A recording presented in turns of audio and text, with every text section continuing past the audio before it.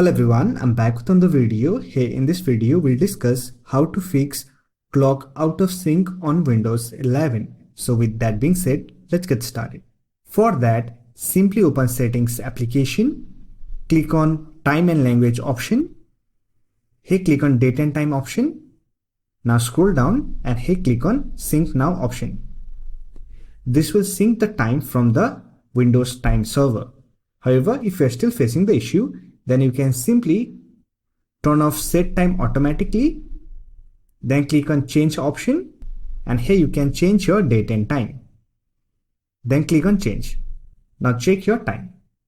If still it's not correct, then you can simply select your time zone. For that, simply disable Set Time Zone automatically option, and from the time zone drop-down menu, simply select your preferred time zone.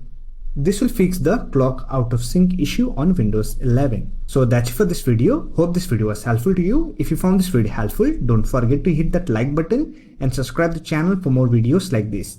Bye for now. See you next video.